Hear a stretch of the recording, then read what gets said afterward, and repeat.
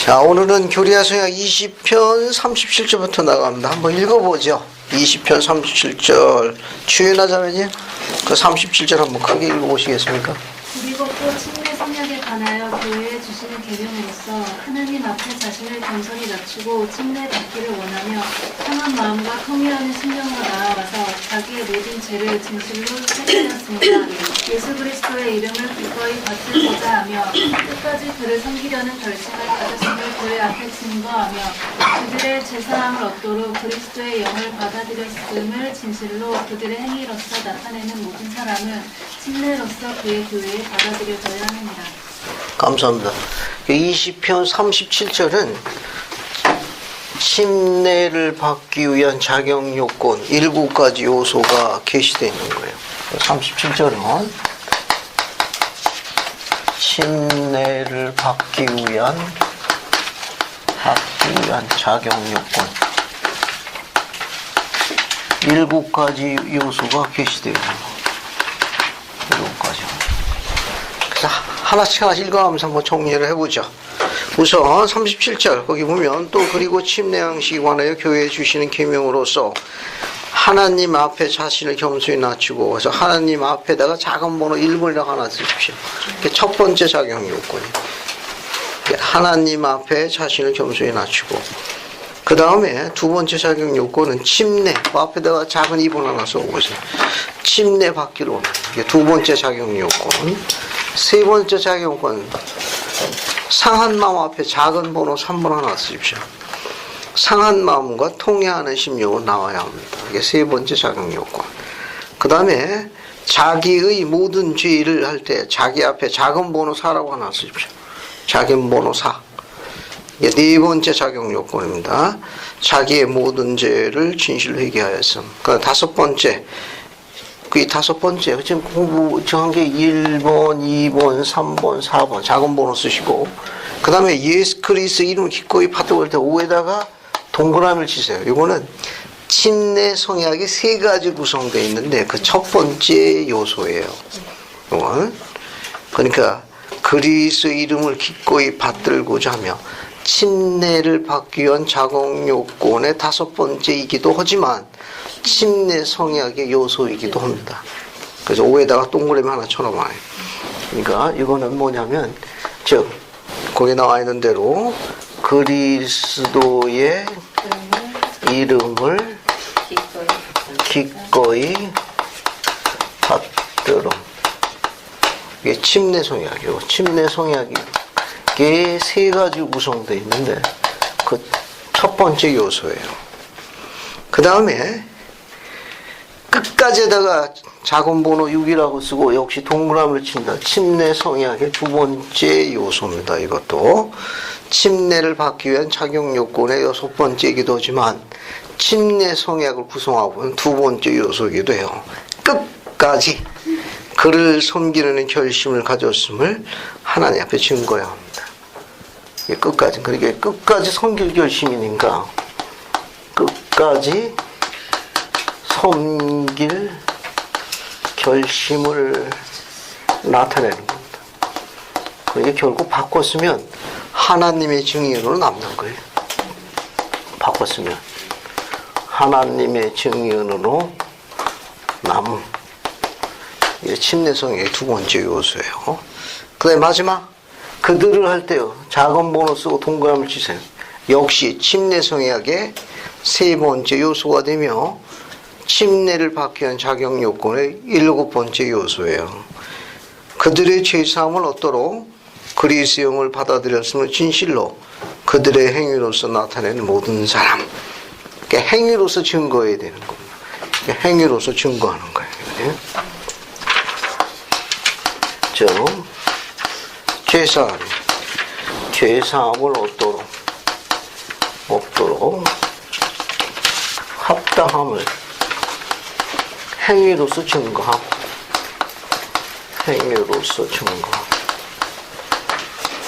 이거는 이렇게 바꿔 쓸 수 있어요.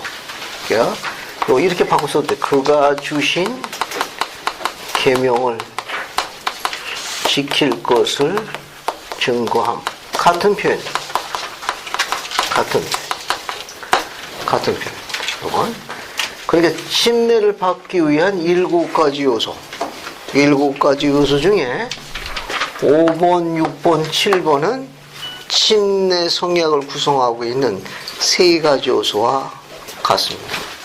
침례 성약은 뭐와 동일한 성약이죠?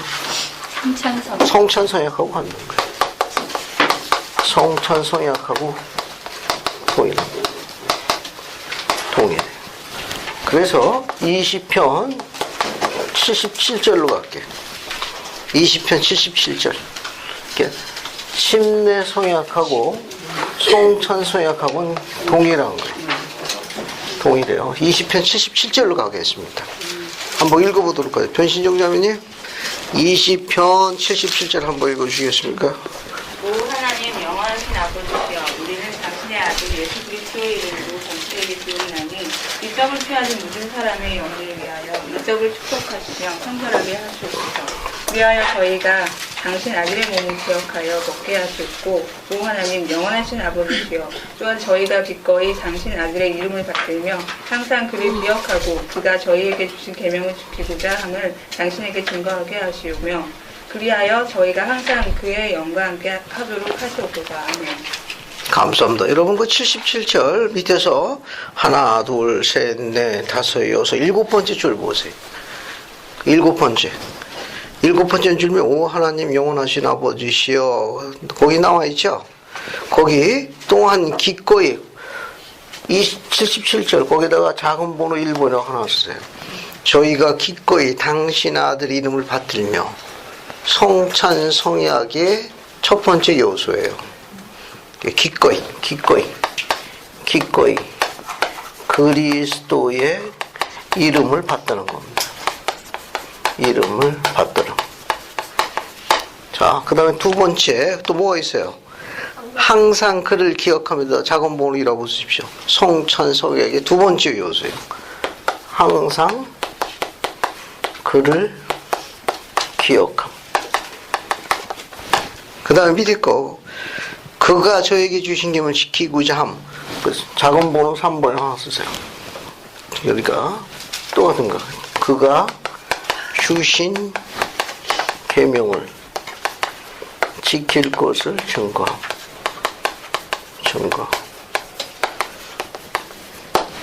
그러니까 침례 성약의 20편 30절에 나와 있는 요소나 20편 77절에 나와 있는 성찬 성약의 요소나 어때요? 내용이 동일한 거예요.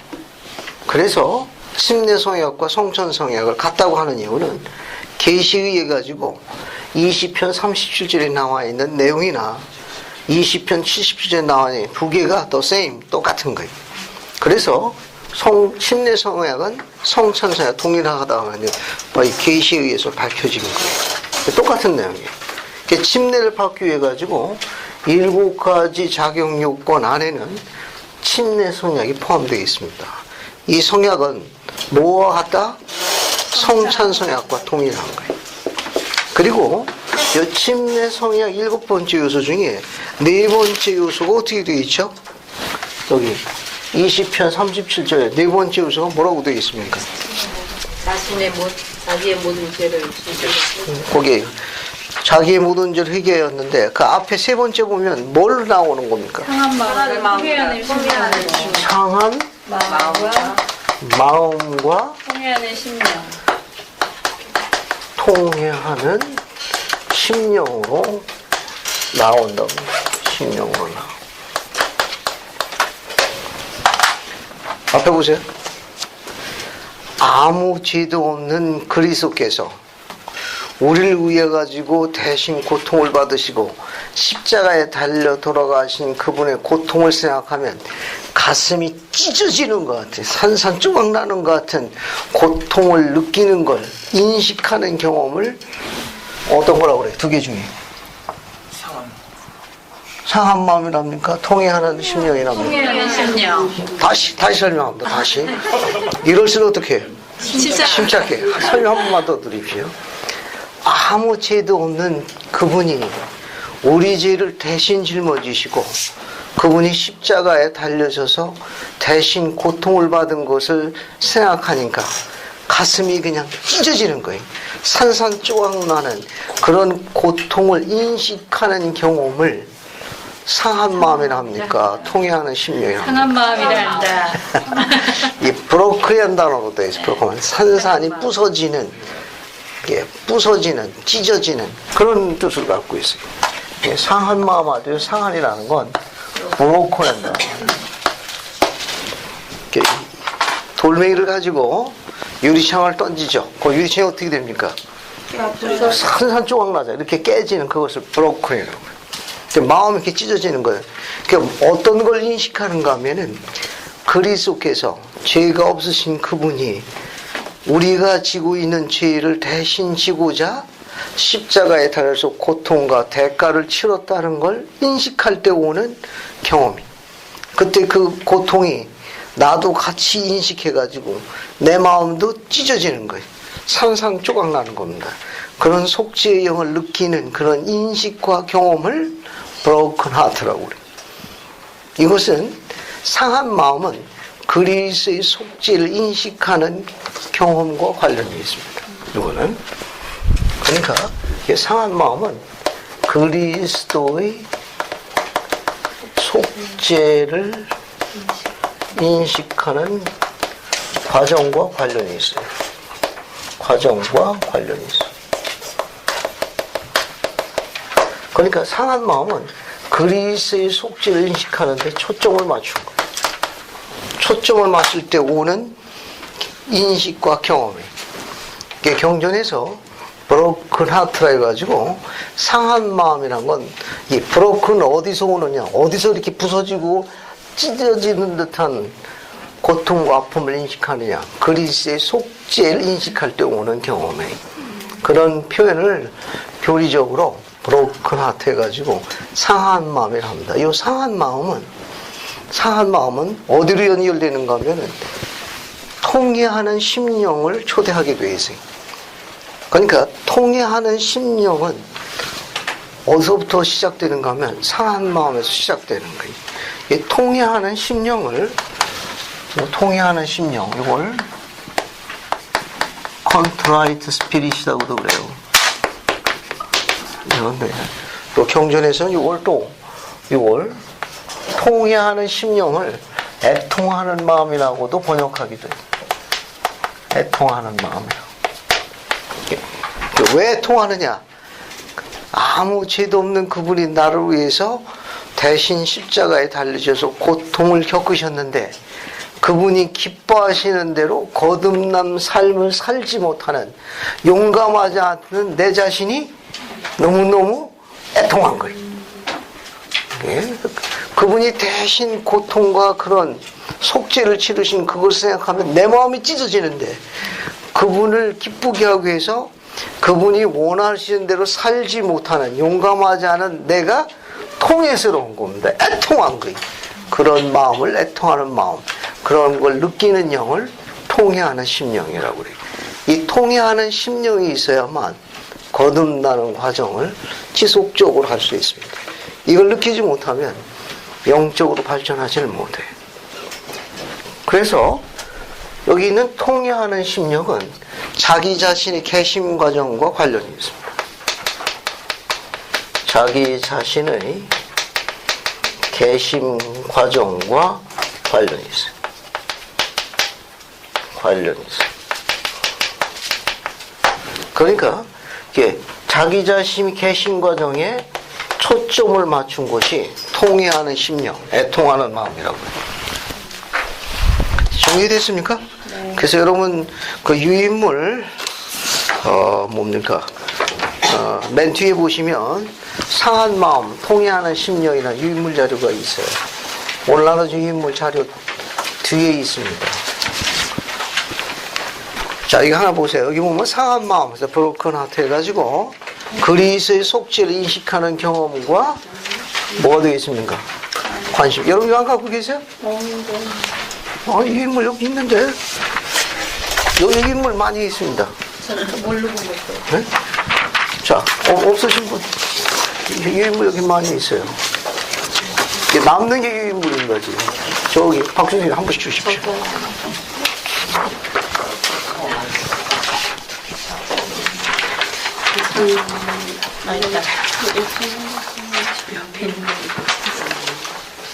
이거 지난주 인물 맨 뒤에 붙어 있는 거예요. 지난주에 또 안 받으신 분이 있습니까? 이 자료 여러분 찾기 쉽지 않은 겁니다. 받아두면 다 살림에 보태요. 살림에 다 보태 쓰는 겁니다. 자, 그러면 다시 보시죠. 여기 사한 마음, 브로큰 하트 해가지고 그리스의 속죄를 인식하는 경험과 관련이 있다. 밑에 따라갑니다. 순결하고 거룩하고 죄에 대해서 벌 받을 일이라고는 전혀 없는 예수 그리스도께서 우리의 모든 죄를 위하여 그 벌을 스스로 받으셨다는 걸 깊고 엄숙한 슬픔을 안고 인식하는 것으로부터 온다. 그가 받으신 크신 고난을 실제로 인식하는 것은 겸손해지고 상한 마음, 즉 상한 심령을 갖게 해주는 경험을 불러온다. 이러한 인식은 우리가 변화하여 그분의 사랑으로 되돌아가는 과정을 낳게 해준다. 그러니까 그리스의 속죄를 인식하는 과정, 거기에 초점을 맞춘 때 오는 경험을 상한 마음이라 한다. 그리고 그 유인물 거기 좌측편에 보시면은 순결하고 거룩하고 죄에 대해서 벌 받으리라고 전혀 없는 예수 그리스도. 이 말은 예수님께서는 죄가 없으신 분이에요. 그 성구가 신약 성경에 히브리서 4장 15절, 베드로전서 1장 19절, 요한일서 3장 5절에 기록되어 있습니다. 최소한 이 정도 성구는 메모를 해두는 게 좋아요. 예수님은 죄가 없다는 기록이 우리 성경상에 대표적으로 이 세 군데에 잘 나타나 있습니다. 이런 정도는 알고 계시는 게 좋습니다. 예수님은 죄가 없는 반면에 여러분과 우리는 어때요? 죄로 똘똘 뭉쳤잖아요. 그죠? 이런 성구 정도를 알아두시는 게 좋습니다. 자, 옆으로 갑니다. 통회하는 심령, 컨트라이트 스피릿 하는데 때로는 애통하는 마음이라고 번역하기도 해요. 이거. 그러니까 상한 마음, 애통하는 말 때 애통하는 마음은 컨트라이트 스피릿 해가지고 통회하는 심령으로 같이 번역합니다. 이것은 진실되고 참된 회개를 통한 자기 자신의 개심 과정과 관련이 있음. 즉 참회하는 마음을 갖게 하는 경험, 즉 자기 자신이 개인적인 죄와 그 죄가 자신과 다른 사람에게 초래하는 고통에 대하여 진실로 슬픔을 느끼는 인식이 포함된다. 자기 자신이 필면의 상태로 현재 우리의 타락한 위치를 깨달은 다음 회개하는 마음으로 주님을 찾고 그리스도의 대속의 피를 통하여 새 마음, 즉 개심과 용서를 구하게 되는 과정이다.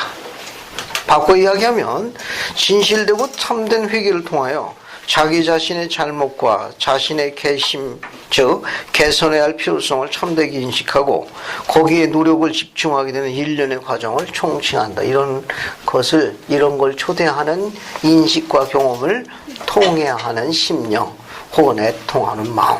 그러니까 우리가 그리스도 앞으로 나아갈 적에는 상한 마음과 통해하는 심령으로 나와 죄를 회개하고 거듭난 삶을 살아야 한다 할 때 이 표현을 쓰는 거예요.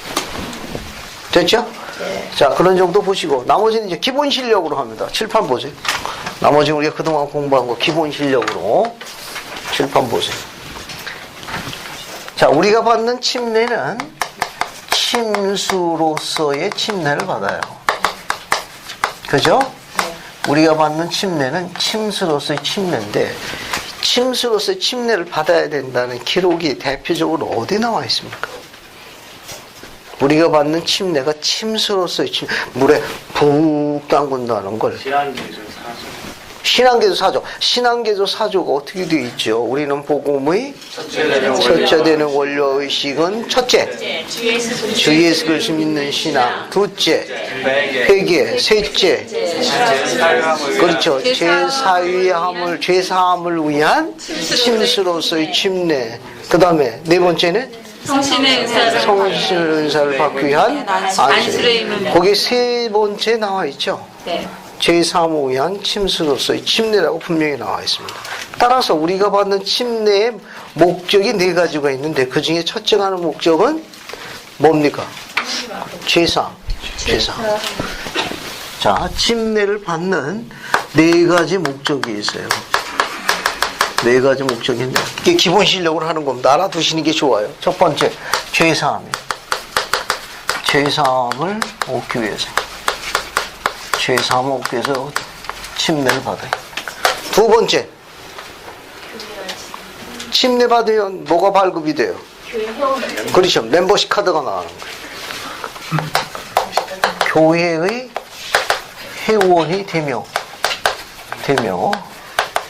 이 교회를 다른 말로 뭐라고 그러는가 하면 지상에 세워진 하나님의 왕국, 지상에 세워진 하나님 왕국의 뭐가 되는 거예요?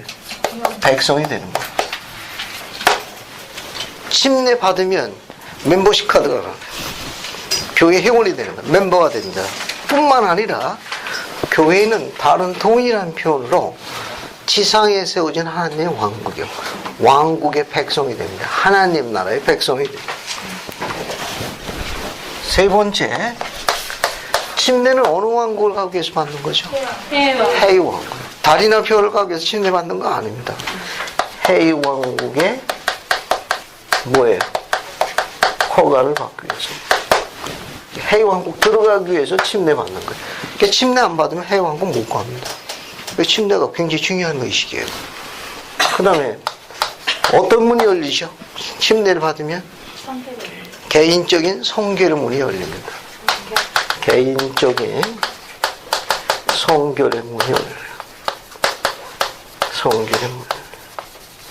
이 개인적인 성결의 문이 열린다는 건 뭐냐? 영이 우리를 인도한다는 뜻이에요. 아까 자 이쪽으로 보시죠. 다시 이쪽으로. 침례 성약은 뭐가 같다고 그랬어요? 성찬 성약과 같다고 그랬죠. 성찬 성약 세 가지 중에 첫 번째가 뭐예요? 절 보세요. 그리스도 이름을 기꺼이 자. 받든. 이거 한지 오래됐습니까? 금방 언급한 거죠. 성찬 성약의 세 가지 요소 중에 첫 번째가 뭐예요? 기꺼이 그리스도 이름을 받들고, 두 번째는 그를 기억하고 그를 항상 기억하고, 세 번째는 그가 주신 계명을 지킬 것을 증거하는 거예요. 한 번 더 반복합니다. 자, 성찬 성약의 첫 번째가 뭐죠? 그리스도 이름을 그렇죠. 그리스도 이름을 기꺼이 받들고 항상 그를 기억하고 그가 주신 계명을 지킬 것을 증거합니다. 만약에 이 성약대로 생활하면 약속된 축복이 뭐죠? 약속된 축복. 자, 기꺼이 그분의 이름을 받들고 항상 그를 기억하고 그가 주신 계명을 지킬 것을 그분 앞에 증거하게 생활하면 약속된 축복이 뭐예요? 감사합니다. 그분의 영이 항상 우리와 함께하는 약속이 있습니다. 그러니까 침례를 받고 난 다음에 우리가 거듭난 생활을 의롭게 생활하게 되면 성신이 우리를 인도해 줍니다. 그러니까 이런 말을 진리에 따라 생활하게 될 때 오는 축복이라고 그래요. 진리에 따라 생활하게 되면 성신이 우리를 인도해 줍니다. 바꿔 이야기하면 주님의 영이 우리를 인도해 주는 거예요. 그러니까 주님의 영이 우리를 인도해 줄 적에 우리가 느끼는 인식은 어떤 인식을 갖게 되죠? 주님의 영이 인도되어지고 있다는 걸 본인이 자각할 때 오는 경험이 뭐예요? 평안, 감사합니다. 행복하다는 느낌을 이야기하는 거예요. 그러니까 우리가 언제 행복하냐? 주님의 영이 임할 때요. 여러분 행복합니까? 네. 2명 반만 할 수 없이 행복하다고. 즉 성도가 행복하다는 건 언제냐면 주님의 영이 임할 때예요. 행복하지 않은 이유는 주님의 영이 제한받기도 행복하지 않은 거예요. 그러면 행복하지 않은 이유는 뭐냐? 진리대로 생활하지 않아서 그렇습니다. 윌퍼드 우드 회장님은 성도들이 침수로서의 침례를 받고 난 다음에 그들이 왜 행복하지 않느냐? 행복하지 않느냐. 그 이유 중에 하나는 성신이 우리와 함께하지 않음인데, 즉 주님의 영이 우리와 함께 않음인데, 그 까닭은 성도들이 진리대로 생활하지 않기 때문이다. 이 진리를 다른 말로 전환하면 뭘로 바꿔 쓰죠? 복음. 예수 그리스도의 복음하고 진리는 the same, 같은 표현이. 그러니까 복음대로 생활을 안 하는 거예요. 이 복음대로 생활을 안 하기 때문에 주님의 영이 제한받는 거고, 그러니까 행복하지 않은 거예요. 우리가 행복하려면 복음대로 생활해야 돼요. 그걸 뭐라고 그러냐? 진리대로 생활한다, 그런 말입니다. 이게 개인적인 성결임을 연다는 건 뭐냐 하면은 복음대로 생활할 경우에 영이 우리를 인도해 준다, 그런 말입니다. 영이 우리를 인도해 줄 때 행복하다는 걸 나타내는 과정이 세 가지가 있어요. 어떤 과정이 있죠? 영이 우리에게 임하게 되면 우리가 인식하는 세 가지 경험이 있는데, 인식하는 경험 세 가지. 영을 느낀 지가 오래되셨군요. 인식을 못 하시네. 이런 일이 있는가. 네? 영을 쫓아낸 지가 오래되셨습니까? 교리학생의 50편 22절 볼까요? 참조로. 50편 22절 봅시다. 여러분이 잘 아시는 성구예요. 50편 22절 한번 읽어보겠습니다. 김영민 자매님, 50편 22절 한번 읽어주세요. 그런즉 전도하는 자와 받는 자는 서로를 이해하고 둘 다 교화되며 함께 기뻐합니다.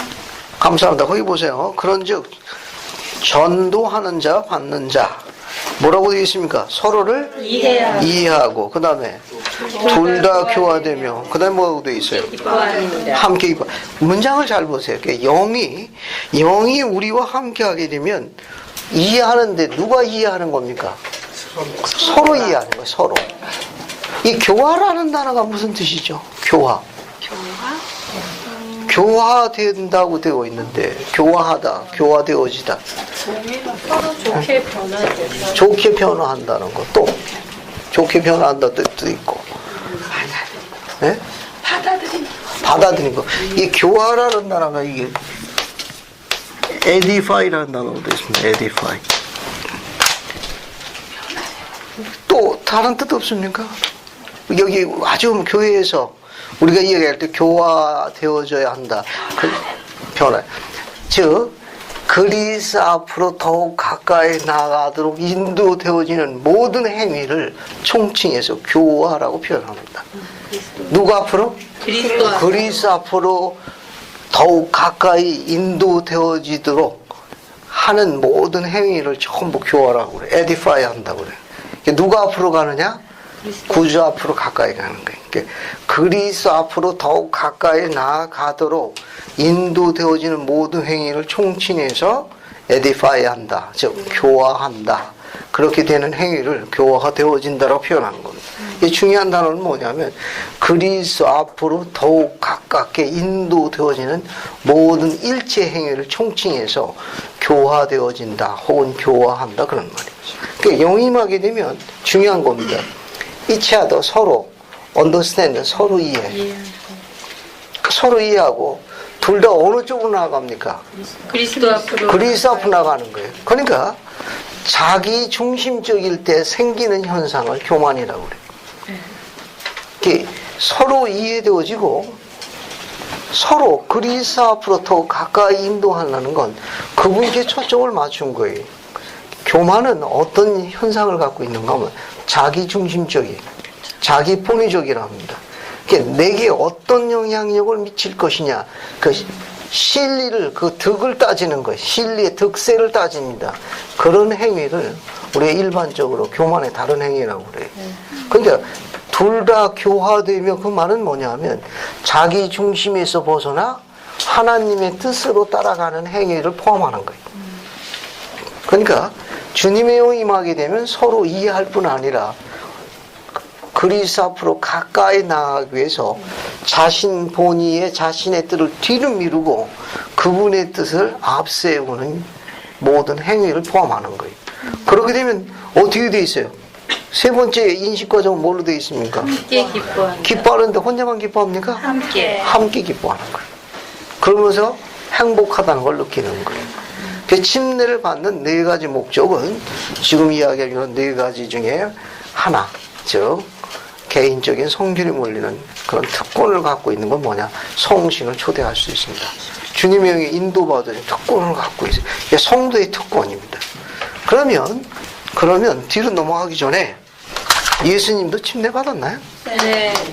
예수님도 침례 받으셨어요. 그러니까 우리는 제3 위에서 침수로서의 침례를 받지만 예수님은 죄가 있어서 침례 받았나요? 아니에요. 아니요. 예수님 죄가 없으신 분이라고 그랬어요. 해당되는 성경의 내용, 신약 성경의 3가지 정도는 꼭 메모를 해둬야 돼요. 예수님은 죄가 있어서 침례 받은 게 아니죠? 네. 그럼 예수님은 왜 침례 받으셨습니까? 네? 예수님 왜 침례 받으셨어요? 죄가 없으신데.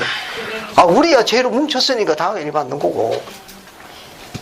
예수님은 왜 침례 받으셨어요? 그렇죠. 제일 좋은 거.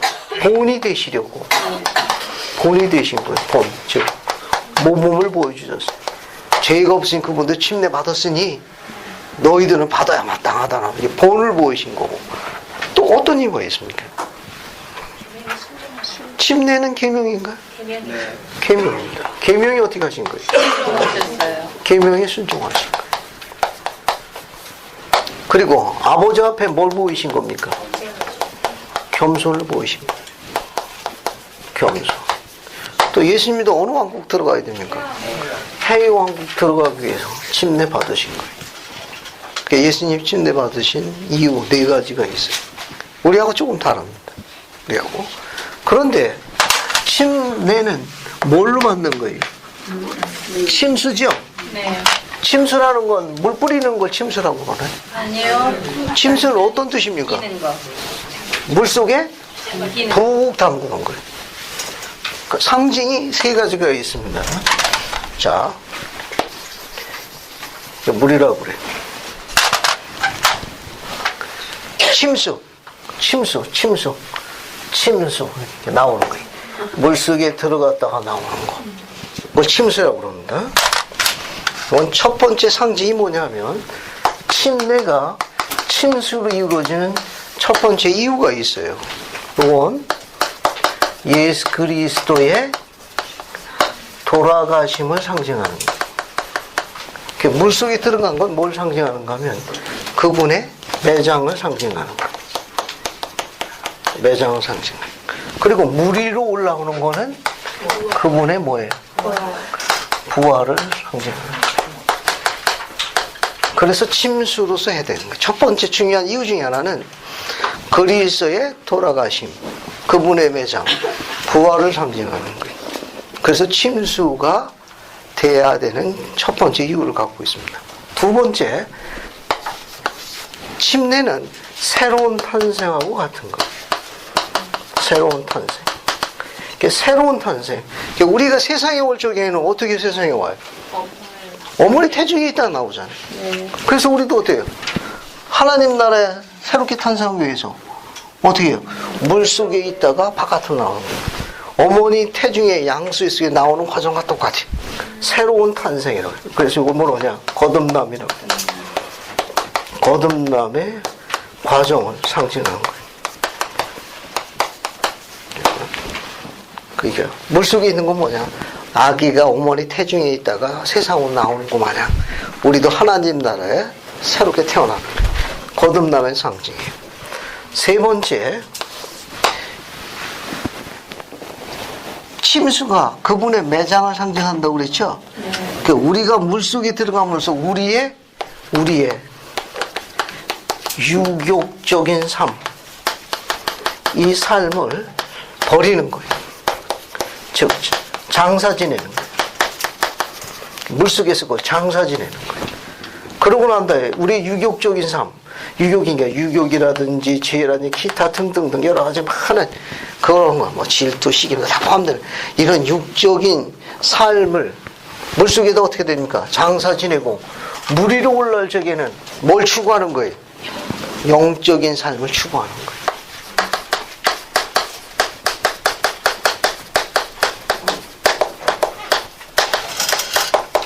이런 것의 상징.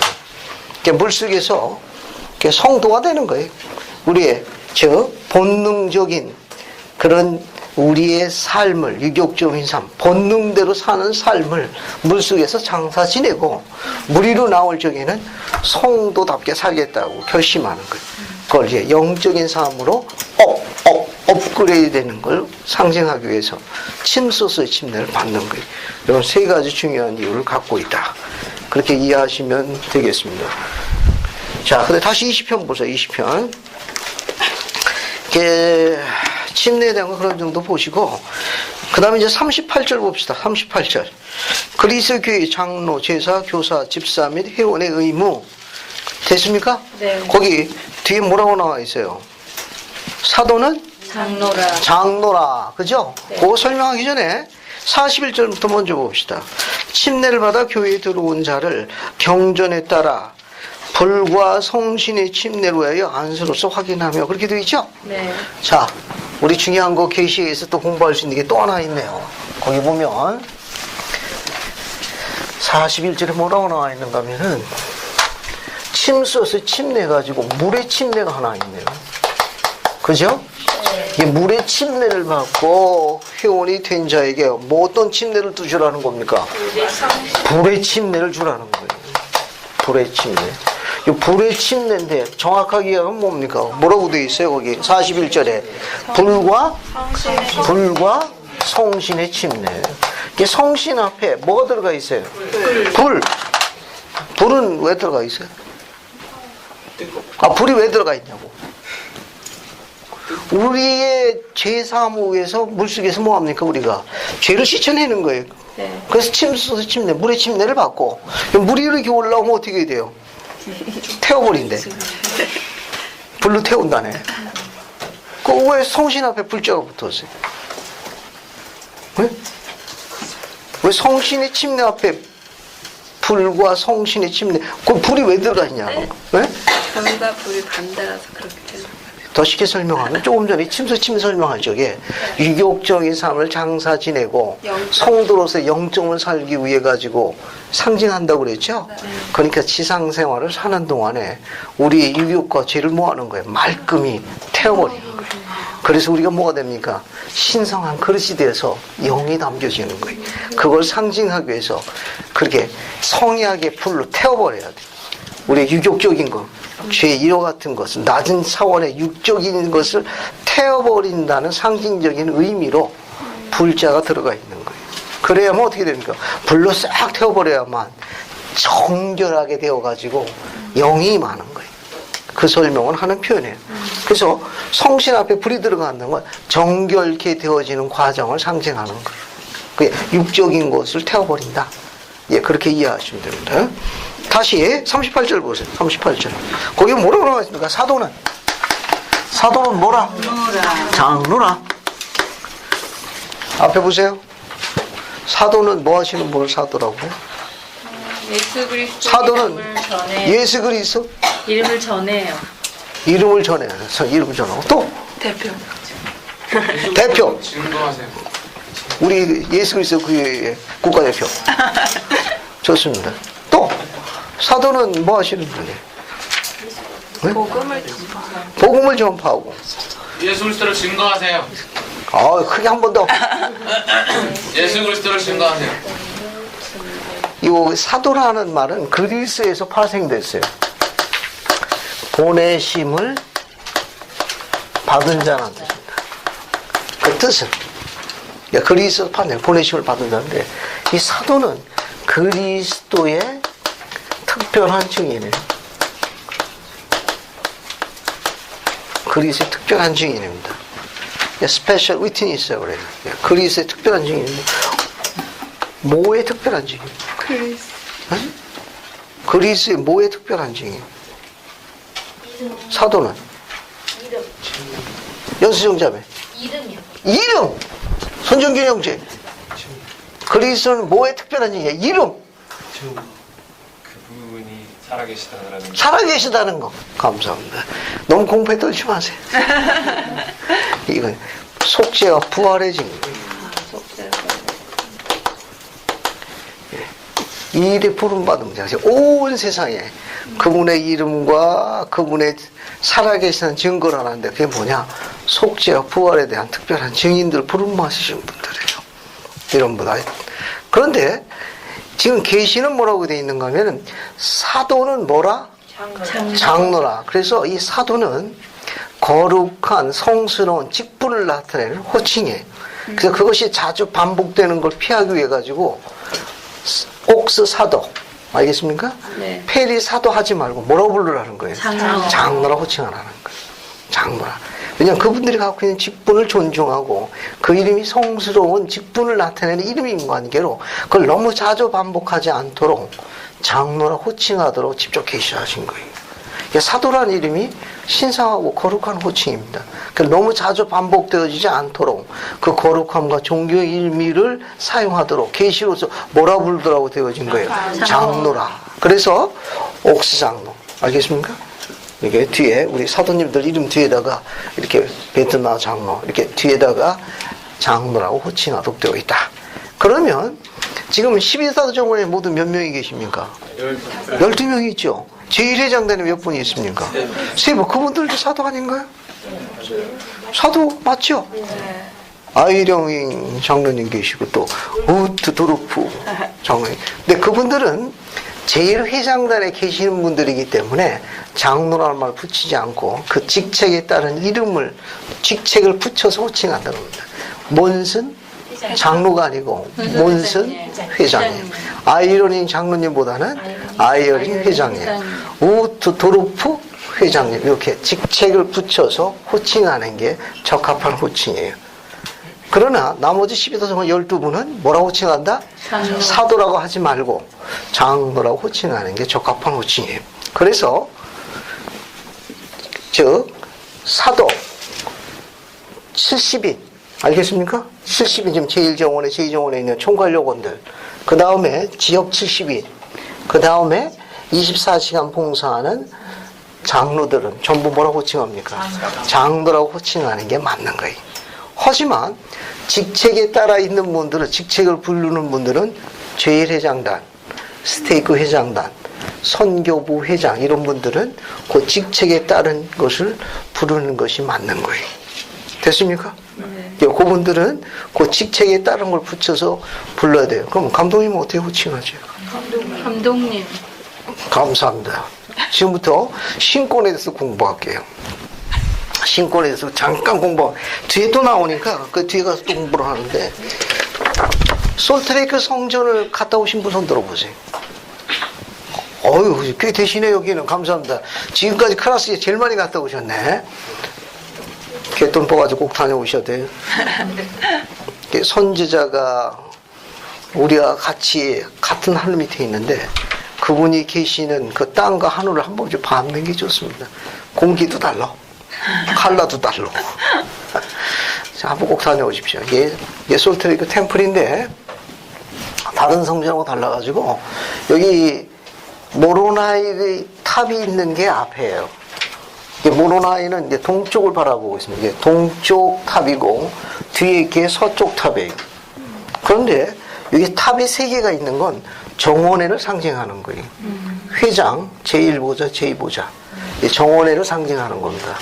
그런데 이 탑이 동쪽 탑이 높아요. 뒤에 있는 서쪽 탑이 약간 낮습니다. 이 앞에 있는 건 앞에 있는 건 멜기세덱 신권과 멜기세덱 정원회를 상징하는 거예요. 뒤에 있는 서쪽 탑은 약간 낮는데 여기도 세 탑으로 구성되어 있는데 아론 신권과 아론 신권 정원회를 상징합니다. 그리고 멜기세덱 신권은 5개의 직분으로 구성되어 있어가지고 여기 창문이 하나, 둘, 셋, 넷, 5개요. 나무에 가렸지만 창문이 있습니다. 솔직히 가셔서 창문 한번 셔봐요. 5개만. 그러니까 하나, 둘, 셋, 넷, 5개는 멜기세덱 신권의 5가지 직분을 나타납니다. 따라서 하십시오. 장로, 대제사, 축복사, 70인, 사도. 이렇게 5개의 직분으로 구성되어 있어요. 그런데 뒤에 석조탑에는 그리에 보면은 탑에 있는 창문이 하나, 둘, 셋, 네 개로 구성되어 있습니다. 즉 아론 신권은 네 가지 직분으로 구성되어 있다는 거예요. 따라서 하십시오. 집사, 교사, 제사, 감독. 거기 뭐가 들어가 있어요? 감독이 들어가 있어요. 자, 이제 나중에 이제 2학기 때 84편, 107편 공부하면 또 신권에서 공부할 거예요. 오늘은 간단하게 설명할게요. 즉, 계시해 가지고 아론 신권의 네 가지 직분이 알려져 있습니다. 제 20편에 집사, 교사, 제사. 알겠습니까? 네. 그리고 뭐가 있어요? 감독, 비샵이 있어요. 20편 67절 봐요. 20편 67절. 봤습니까? 20편 67절 봤어요? 네. 대신권의 모든 회장. 거기 뭐가 나와 있습니까? 감독이라고 나왔네. 그죠? 네. 거기 감독이 나왔잖아요. 네. 자, 그 다음에 또 어디를 보시는가 하면은 교리서의 84편 보세요. 84편 29절 봐요. 교리서야 지금 여기 보고 84편 29절 봐요. 봤습니까? 네. 거기 뭐가 나와 있습니까? 장로와 감도의 직분은 어디에 속해 있어요? 대신권에 속한 필요 불가한 부속 직분이라고. 거기 뭐라고 나와 있습니까? 대신권에 속하는 필요 불가한 부속 직분으로 돼 있네. 그죠? 네. 자, 그러면 또 어디를 보시는가 하면은 자, 107편으로 갈게요. 107편 봅시다. 107편 어디를 보시는가 하면은 87, 88절 봐요. 107편 87, 88. 박근호 형이 한번 읽어볼래요? 87, 88. 한번 읽어봐요. 107편. 또한 아론 신권을 관장하는 회장의 의무는 48명의 제사를 관리하며 그들과 함께 평의회에 앉으며 성약에 주어진 대로 그들의 직분의 의무를 그들에게 가르치는 것이라. 이 회장은 감독이 되어야 하나니 이것이 이 신권의 의무 중 하나가 됨이니라. 감사합니다. 다시 앞으로 갑니다. 이 20편 다시 20편으로 넘어가요. 다시 20편 봅시다. 20편 67절 봐요. 봤습니까? 거기 뭐가 나와요? 감독이 나오죠? 앞에 보세요. 설명 간단히 한 번만 할게요. 즉 아론 신권의 직분 중에 집사, 교사, 제자는 아론 신권에 속하는 직분이에요. 그리고 비샵은 아론 신권에서 성임되는 직분이라는 게 계시됐습니다. 직분임이 계시되어 있어요. 비샵은. 그래서 신권의 직분이기 때문에 감독은 성임되는 게 맞는 거예요. 즉 신권의 직분에 성임될 때는 전부 성임이라고 그래요.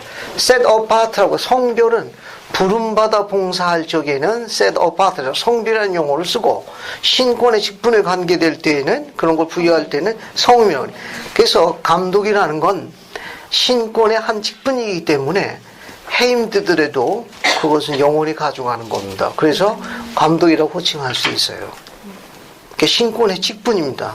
계시로서, 즉 교리서 20편 67절에 우린 계시에 따라 가지고 아론 신권의 직분 중에 집사, 교사, 제사, 비샵이 있어요. 이 비샵은 아론 신권에 성임되는 직분의 신권의 직분을 하나로서, 성임되면 해임이 되더라도 신권의 직분은 해임되는 게 아니기 때문에 성임되는 거예요. 그래서 영원한 감독이라고 호칭하는 이유가 거기에 근거를 두고 있습니다. 그래서 공식 석상에서는 형제임이라고 호칭하는 게 맞아요. 하지만 사적인 자에서 감독으로 호칭해도 무방하다는 거. 왜? 그건 신권의 한 직분에 그분의 존경의 표로 나타낼 수 있는 호칭 중에 하나가 됩니다. 그래서 즉 비샵은 아론 신과 성임되는 직분인 뿐만 아니라 여기 보게 되면 성임되는 직분일 뿐만 아니라 아론 신권의 제사 정원의 회장이에요. 제사 정원의 회장입니다. 그러니까 즉 아론 신권에서 성임되는 직분일 뿐만 아니라 계시에 의해 가지고 즉 아론 신권의 제사 정원의 회장으로 성별되는 거예요. 성별이요. 그건 부름이에요. 이거는 제사 정원의 회장으로 성별됩니다. 그런데 이 84편 29절에 이어가서 세 번째 관리 직분의 열쇠를 갖고 있습니다. 즉 관리 직분의 열쇠를 갖고 있어요. 지니고 있어가지고 와드의 감리 대제사입니다. 대제사예요. 그래서 비샵은 아론 신권에서 성임되는 직분을 갖고 있지만 와드의 감리 대제사로서 대신권을 관리합니다. 대신권을 관리해요. 이건 지금 비샵에 대해서 공부하고 있습니다. 이건 그 아론 신권 성임된 직분이니까 그거는 해임이 안 되는 거예요. 그게 감독의 직분에서 해임됐다 하더라도 신권에 성임된 직분이기 때문에 영원히 가지고 가는 거예요. 성별되는 게 뭐가 있는가 하면은 아론 신권의 제사장으로 회장으로 성별됩니다. 그러니까 성별된다는 건 부름을 받아 임명된다 그런 말이에요. 또 관리 직분의 열쇠를 지니고 있는 감리요원에서 와드의 제일 높은 감리 대제사입니다. 대제사예요. 대장이. 그뿐만 아니라 아론 신권이 뭡니까? 힐라멘이. 힐라멘과 이천용사 있죠? 네. 그 힐라멘의 이천용사 할 때 그 이천용사의 대장이 비샵입니다. 그게 막강한 거예요. 그뿐만 아니라 이스라엘의 보통 판사예요. 이스라엘 보통 판사입니다. 교례서의 107편 한번 보세요. 교례서의 107편. 거기 107편 보시면은 2절, 74절, 두 절 한번 보세요. 72, 74. 그 첫 줄 보면 뭐라고 나와 있습니까? 107편 72절 첫 줄에 뭐라고 되어 있어요? 이스라엘의 판사가 되며 74절 거기 다섯 번째 줄, 여섯 번째 줄 보면 뭐가 나와 있어요? 그가 이 성에게 성별된 곳에서 판사 곧 뭐가 된다? 이스라엘의 보통 판사가 된다. 그 74편 중간 부분에 나와 있습니다. 찾았어요? 네. 자, 앞에 보세요.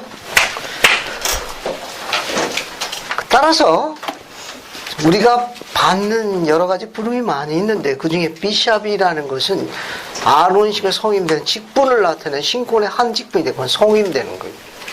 그래서 그것은 영원히 가져가는 겁니다. 해임이 됐다는 건 뭐냐 하면은 감독의 성임하고 아론 신권의 제사장원의 회장으로 와드의 감리요원의 감리 대제사로 이스라엘의 보통 판사로 성별하고 허다하고 개봉 와드에서 봉사할지어다라고 거기에 우리가 감독으로 성임하고 성별하는 거예요. 해임된다는 건 거기서 해임됐다는 뜻이. 그 개봉 와드에서 봉사하는 그 직책으로부터 제사정원의 회장, 감리대제사, 이스라엘 보통 판사로부터 해임이 되고 그 성임된 감독의 직분은 영원히 가져가는 겁니다. 그러면 그 이스라엘 힐라멘의 이천용사의 대장인 힐라멘 감독님을 우리가 지지하고 사랑하고 있다는 걸 생활에 적용할 수 있는 방법은 없습니까? 우리가 우리 감독님을 지지하고 사랑하고 있다는 걸 생활에 적용할 수 있는 효과적인 방법은 무엇이 있습니까? 그분을 위해 기도해요. 아, 그분을 위해서 기도한다. 감사합니다. 그지 신자매님 늘 하고 계신 거 보죠? 감사합니다. 감사합니다. 행복한 감독님이시. 다른 분들은 기도 안 하시는구만. 응? 자, 여러 가지 경우가 많이 있을 수 있어요. 제안하고 싶은 건 뭐냐면 기도할 적에 우리의 감리역을 위해서 축복을 부탁하는 일입니다. 이해하시겠습니까? 네. 제일 좋은 거는 개인 기도도 있지만 가족 기도할 적에 하면 가장 효과적이에요. 뭐냐면 자녀들에게 감리요원에 대한 존중을 가르칠 수 있습니다. 그러면 자녀들은 자연스럽게 감리요원에 대한 존중에 대한 훈련과 가르침을 배워갑니다. 제일 좋은 건 가족 기도, 아침적으로 할 적에 기도문에 축복을 집어넣는 일입니다. 아침 저녁 가족 기도할 적에. 그러면 그 기도할 적에 우리 자신도 어떻게 되느냐? 성스럽고 거룩하게 변화되어지는 경험을 할 수 있습니다. 굉장히 아름다운 거. 됐습니까? 이게 개인 기도도 중요하지만 우리는 이제 자녀들이 그와 같은 교회의 양식과 이와 같은 훈육할 이유가 있기 때문에 가족 기도할 적에 그렇게 하면은 가장 효과적으로 좋습니다. 그리고 비샵으로 부름받게 되면 왜 그분을 위해서 기도해야 되는 중요한 이유가 있어요. 저도 감독으로 이제 봉사를 여러 해 동안 했는데 그 가장 충만하고 기쁨을 맛보는 게 비샵이라는 직분입니다. 또 그만큼 더 힘도 들고 누구의 식기 마냥 비샵으로 부름받으면 목이 긴 사슴, 목이 긴 기린처럼 돼요. 그래서 안식일 날 단상에 올라가면 목이 이렇게 이때 나올까 저때 나올까 보면 다 보이거든. 또 안 보이면 이때 나올까 저때 목이 이제 계속 길어집니다. 오늘처럼 날이 좋으면 또 어디 안 놀러 갔나라고 걱정하고, 비가 오면 비가 온다고 집에 있나 또 걱정하고, 눈이 오면 별게 다 걱정이에요. 이게 비샵이. 그래서 그 직분을 수행하기 위해서 엄청 희생합니다.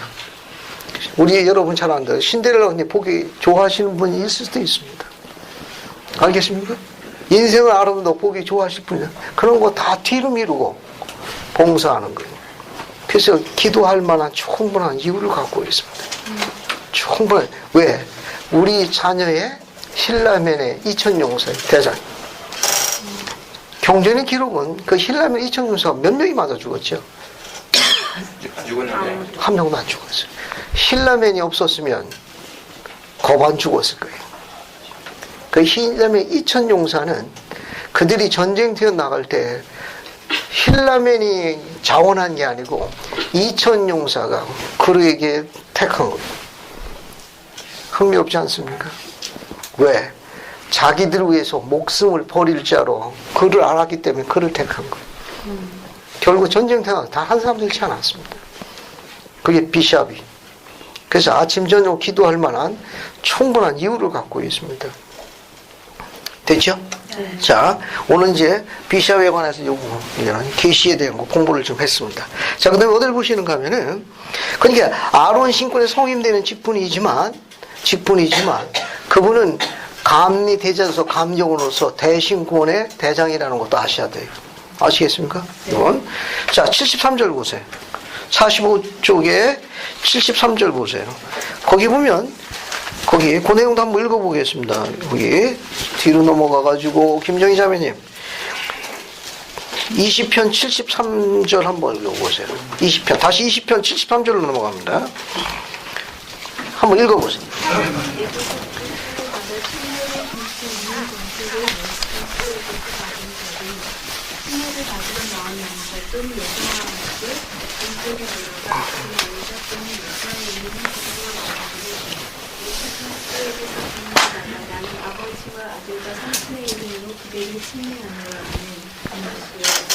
감사합니다. 여기 보세요.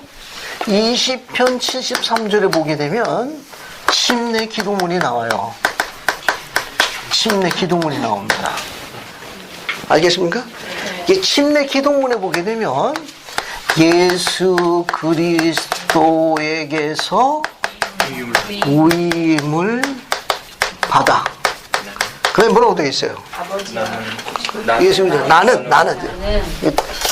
그 다음에 아버지와 아들과 성신의 이름으로. 뒤에 어떻게 되어 있어요? 그대에게 침례를 주네. 그대에게 침례를 주노라.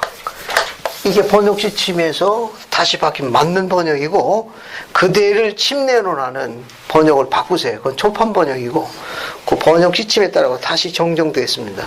그러니까 저렇게 된 거는 번역이 다시 바뀐 것을 나온 재판 번역이. 그러니까 이렇게 돼야 맞는 거예요. 이게 아닌 건 초판은 그대를 침례하노라고 되어 있습니다. 그걸 바꾸세요. 이제 그대에게 침례를 주노라고 바꿔 쓰십시오. 여러분 경전에 이렇게 안 나와 있고 그냥 아버지 아들과 성신의 이름으로 그대를 침례하노라 되어 있으면 바꾸세요. 그대에게 침례를 줘. 이게 본부에서 승인된 거예요. 승인된 거. 저걸로 되어 있으면은 최근에 나와 있는 새로운 판입니다. 제대로 된 거예요. 이 문장은 한자 기도문을 바꾸면 안 돼요. 이걸 뭐라고 그러는가 하면 우리가 이런 기도문을 set prayers라고 그래요. 즉 세팅됐다고 그래가지고 정해진 기도문이라고 그래요. 정해진 기도문의 교회에 몇 가지가 있죠? 세 가지가 있어요. 알겠습니까? 성전 거 빼고 알겠어요? 네. 성전은 우리하고 관계없는 거예요. 일반 우리 교회에서 집행하는 의식 중에 세팅된 기도문, 정해진 기도문이 세 가지가 있습니다. 하나는 침례 기도문이 있어요. 다른 하나는? 성찬 기도. 그렇죠. 성찬 기도문 중에 그렇죠. 뭐 축복하는 게 있습니까? 뭐 떡도 있고. 세 번째는 물 있고. 왜 세팅하셨죠?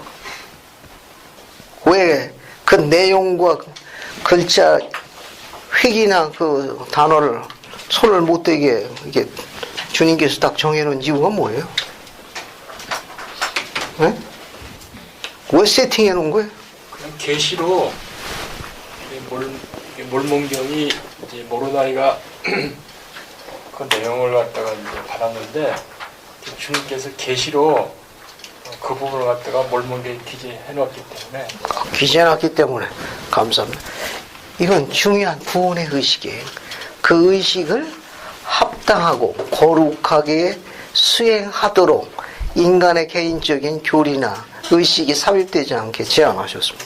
그러니까 그 의식이 거룩하게 집행이 되고 합당하고 올바르게 집행되도록 세팅해 놓으신 거예요. 인간이 손을 못 대게 제안하죠. 전부 중요한 구원의 의식입니다. 하나는 침례고 하나는 성찬이에요.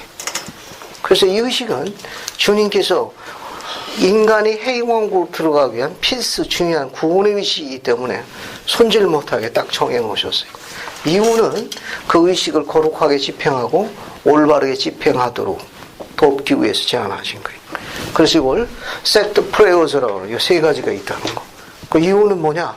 그 의식이 거룩하게 집행이 되고 또 올바르게 집행이 되도록 주님께서 이 필수 구원의 의식을 정해 놓으신 겁니다.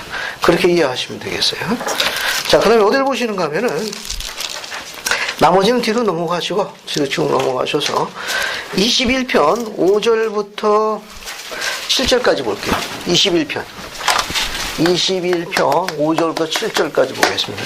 즉 5절은 뭐에 관한 내용인가 하면 우리가 선지자를 필요할 적에 어떤 요소가 필요하냐, 우리가 주님께서 부른 종들을 지지할 때 어떤 게 필요하냐, 6절은 그렇게 할 경우에 우리에게 주어지는 축복이 뭐냐, 7절은 왜 그들을 불렀느냐, 이렇게 5, 6, 7절은 그런 특징을 갖고 있습니다. 한번 읽어보죠. 김민정 자매 5절, 6절, 7절 한번 읽어봐요. 모든 인내와 신앙으로 그의 말을 마치 내 자신의 입에서 나온 것 같이 받아들일지니라. 이는 이 일을 행함으로써 지옥문이 너희를 이기지 못할 것이니 그러하도다. 주 하나님이 너희 앞에서 흑암의 권세를 흩어버리고 너희 유익과 또 자기 이름의 영광을 위하여 하늘을 진동하게 할 것임이니라. 이는 이같이 주 하나님이 말함이라. 그에게 내가 영감을 주어 선을 위하여 큰 권능으로 시온의 대업을 밀고 나아가게 하였고 또 그의 부지런함을 내가 알며 그의 기도를 내가 들었느니라. 감사합니다. 여러분 거기 우리가 선지자나 주님의 기름 부은 종들을 지지할 때 뭐가 필요하다는 거예요? 인내와 신앙이 필요하다는 겁니다. 이제 세월 가면 알게 됩니다. 왜 인내와 신앙이 필요한지. 주님께서 기름 받은 종들, 그런 종들을 지지하는데 필요한 요소면 인내와 신앙이 필요하다는 걸 우리에게 직접 계시하셨습니다. 인내와 신앙으로 지지해야 된다. 우리의 지도자들을 인내와 신앙으로 지지하게 되면 주어지는 축복이 6절이에요. 세 가지가 있습니다. 어떤 축복이 있죠? 지옥문이 우리를 이기지 못한다는 거. 두 번째는 흑암의 권세. 그렇죠. 흑암의 권세가 물러갑니다. 세 번째는 네. 우리의 유익을 위해서입니다. 우리의 유익을 위해. 우리가 지도자들을 따르게 되면 우리의 유익이 된다는 거예요. 중요한 약속을 담아 놓으셨습니다. 그러니까 우리의 기름받은 종들, 그게 선지자라든지 기름받은 종들을 인내와 신앙으로 지지할 경우에 주어지는 축복. 첫 번째가 뭐라고 그랬어요? 지옥문이 우리를 이기지 못한다는 거. 흑암의 권세가 물러간다는 거. 곧 누구의 유익이 됩니까? 우리에게 유익이 된다는 약속을 잊어버리시면 안 돼요. 자, 결국 이 말은 뭐냐면, 즉 만약에 이것을 순종하지 않게 되면은 지옥문이 열려가지고 우리가 구원과 행복으로부터 떨어져 나가게 된다는 것도 염두에 두셔야 돼요. 7절 맨 마지막 세 번째 줄 보세요. 왜 우리가 주님의 종들을 지지해야 되느냐? 거기 보면 그의 부지런함을 내가 알며 그의 기도를 내가 들었느니라. 그분들을 왜 우리가 따라야 되고 그분들을 왜 우리가 기도의 축복을 가하게 된 이유는 그들의 부지런함을 내가 보았고 뭘 봤다는 겁니까? 부지런함을 봤고 또 기도를 들었다는 거예요. 그뿐만 아니라 8절 첫 줄 보세요. 그러하도다 시온을 위하여 그가 뭐 하는 걸 봤습니까? 우는 것도 봤어요. 비샵이 되면 눈물도 많아져요. 그게 그냥 철로 그냥 못 가려가지고 그냥 안 볼 때 그냥 특히 화장실 가서 펑펑 울죠.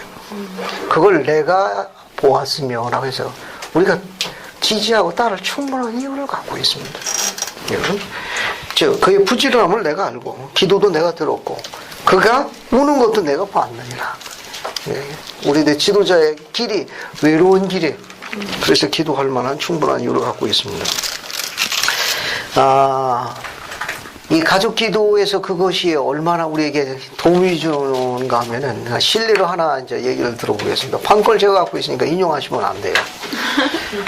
감독으로 봉사하는 동안에 기쁨과 즐거움도 많이 있지만 고통과 외로움도 많습니다. 왜냐하면 비샵이 먼저 하지 않으면 따라서 이제 소선해 주는 사람의 찾기가 아주 드물어요. 아주 드뭅니다. 그러니까 예를 들게 되면은 교회 처음 개종해가지고 당신은 지부장님인데 이제 저 지부 서기로 부름 받아가지고 저는 그렇게 했어요. 대학교 때 지부장님이 지명하기 전에 전부 그걸 주중에 나와가지고 전부 리스트 만들어가지고 토요일날 항상 지부장님 책상에 갖다 놨습니다. 그리고 중간에 그 당시는 저녁에도 예배를 봤어요. 그게 70년대에는 예배를 2번 봤습니다. 그거 알면 70년대 성도인데 요즘 그렇게 했다가는 지도자도 가만 안 둘 거야 아마. 그래서 중간에 있어 나오면 항상 지부장님한테 보고했습니다. 더 시키실 일 없으십니까? 있으시면 주중에 전화 주십시오. 저는 이제 그렇게 했는데 막상 비샵이 돼서 보니까 그런 젊은이 찾기가 쉽지를 않네. 쉽지를 않아. 즉 그렇게 봉사하다 보면 이제 푸념할 때도 있습니다. 아유, 용서하십시오. 판권을 제가 갖고 있으니까. 가끔 지칠 때도 있거든요. 아유, 복도 지지리도 없지. 누구는 감기몸살 걸어가지고 말이야. 그냥 안식일도 잘도 빠지는데 어째 나는 감기몸살 그런 것도 안 걸리냐. 감독을 해임하자마자 심한 몸살에 걸려가지고 아내한테 레스큐 구조를 요청했습니다. 병원에 끌려갔어요. 그래서 병실에 앉아서 이제 민계로 맞으면서 아내가 낄낄거리래. 죄 받았지? 알아. 회개해야 되겠지. 회개하고 있어. 아내는 옆에서 이렇게 하겠습니다. 참 신기하다. 감독 그만두고 나니까 당신이 무쇠처럼 열심히 건강하게 있다가 어떻게 그렇게 아냐? 회원들의 기도가 끊기니까 그렇게 됐는가벼. 맞아. 이제 내 기도 안 하는가벼. 섭섭하네. 그게 추억으로 남아있습니다. 회원들의 기도가 그만큼 강력한 거예요. 그러니까 감독한다 감기몸살 그렇게 열심히 편을 용사 쏴 돌아다녀도 감기몸살 한번 아는 적이 없어요. 힘드니까 그냥 혹독하게 치웠습니다. 오직하고 이제 병원에 실려갔어요. 아내가 그랬어. 이제 당신에서 기도를 안 해주는가벼. 그런가벼. 아내와 나누면서 그걸 굉장히 많이 인지하게 되거든요. 그게 말 안 해도 회원들만 봐도 인지합니다. 그게 아까 설명했어요. 교양 50편 22절에 서로 이해하며 서로 교화되며 서로 기뻐하며 그게 시온의 와들이에요. 서로 서로 이해하고 눈빛만 봐도 서로 그리스 앞으로 나가려고 서로 경쟁하고 함께 기뻐하는 거예요. 그게 우리 시스템인 거예요. 그러다가 이제 스테이크 회장단에서 7년, 스테이크 회장에서 10년, 17년 스테이크에서 봉사하게 됐습니다. 스테이크 회장으로 부름받을 때 우리 늦둥이 딸내미가 나이가 어렸어요.